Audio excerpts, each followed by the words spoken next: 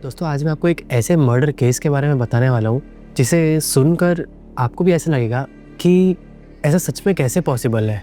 जी हाँ दोस्तों, यह है हर्ष मेहता का केस, जिसने ना चाहते हुए भी अपने किसी क्लोज्ड वन का मर्डर कर दिया था। चलिए जानते हैं इसकी पूरी स्टोरी क्या है। रात के 3:30 बजे पूरी सोसाइटी जब सो रही थी तब एक आदमी फ्लैट नंबर 503 में चाय बना रहा था। टीवी लो वॉल्यूम पर चल रहा था और उसी घर के अंदर एक ऐसी चीज़ मौजूद थी जो शायद वहाँ पर नहीं होनी चाहिए थी। एक लाश। जी हाँ दोस्तों, एक ऐसी लाश जो 23 दिन से उसके साथ ही रह रही थी। और सबसे अजीब बात ये थी कि जिस बंदे के घर में वो लाश थी उसके लिए वो लाश कोई भी शॉकिंग चीज़ नहीं थी।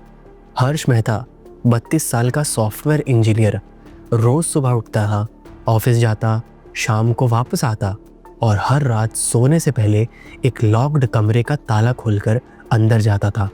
लाइट ऑन करने के बाद वो चेयर पर बैठकर अमित से बात करता था। अमित, जो कभी उसका रूममेट था, उसका एक बहुत ही खास दोस्त था और अब सिर्फ एक बॉडी थी। हर्ष ने उसे धीरे से कहा था, यार आज का दिन थोड़ा हैवी था। बॉस फिर से अननेसेसरीली गुस्सा कर रहा था और वो बॉडी बिल्कुल शांत रहती थी, आंखें बंद, चेहरा एक्सप्रेशनलेस, जैसे सुन तो रही है बट जवाब नहीं दे पा रही। ये सब शुरू हुआ उस रात जिस दिन अमित ने कैजुअली बताया कि उसकी शादी फिक्स हो चुकी है और वो पुणे को छोड़कर बेंगलोर शिफ्ट होने वाला है। हर्ष ने स्माइल किया और उसे कॉन्ग्रेचुलेट भी किया, लेकिन अंदर ही अंदर उसके दिमाग में एक अजीब सा पैनिक ट्रिगर हो गया था, क्योंकि अब अमित उसका कोई सिर्फ रूममेट नहीं था बल्कि उसका एक फिक्स्ड रूटीन का पार्ट था। उसके कंफर्ट और उसके कंपेनियनशिप का वो अकेला एक जरिया था और शायद उसको अमित के साथ रहने में खुशी मिलती थी। और जब उस रात बातचीत आर्ग्यूमेंट में बदली तब आवाज़ें तेज़ हो गई, इमोशन कंट्रोल से बाहर चले गए और हर्ष ने गुस्से और पैनिक में पिलो उठाकर अमित के मुंह पर रख दिया। सिर्फ कुछ सेकंड्स के लिए रखा था ताकि वो उसे चुप करवा सके, लेकिन जब उसने पिलो हटाया तो उसने देखा कि अमित ने कोई मूवमेंट नहीं दिखाई। उसकी सांस बंद हो गई थी और उस पल हर्ष ने पुलिस को कॉल करने के बजाय बाथरूम में गया, अपने हाथ धोया और मिरर के सामने खड़े होकर ये बोला कि ये सच नहीं हो सकता। उसने उस बॉडी को छोड़ने के बजाय उस बॉडी को दूसरे कमरे में लेकर जाकर एक चेयर पर बिठा दिया था। उसने उसका चेहरा साफ़ किया, उसके कपड़े बदले और उस कमरे को लॉक करके वो बाहर चला गया। जैसे प्रॉब्लम को बंद कर देने से वो रियलिटी भी बंद हो जाएगी। उसके बाद बहुत दिन गुजरे, ऑफिस में बोला गया कि अमित लीव पर है।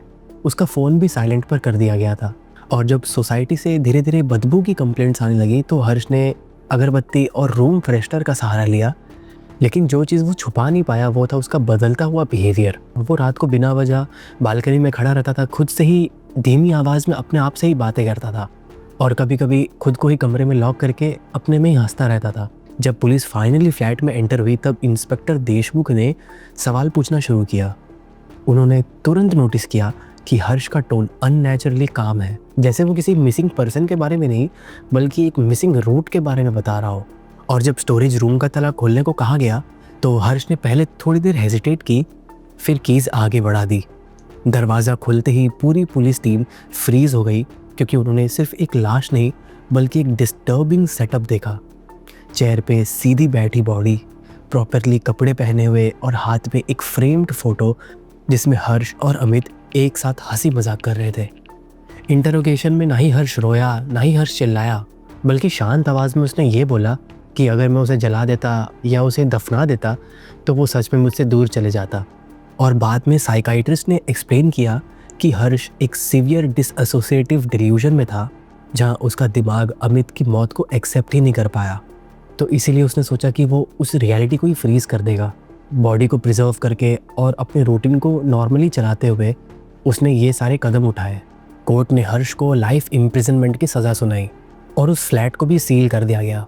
लेकिन सोसाइटी के कुछ लोग आज भी कहते हैं कि फ्लैट नंबर 503 में अभी भी बालकनी में कभी कभी कोई खड़ा होता है और वहाँ से ये सुनने में आता है कि तू कल भी यहीं रहेगा ना। लेकिन कोई कोई किलर्स लाश के साथ रहना चुनते हैं। तो दोस्तों यही थी हर्ष मेहता की स्टोरी, जिसने अपने ही दोस्त का मर्डर कर दिया था जाने अनजाने में।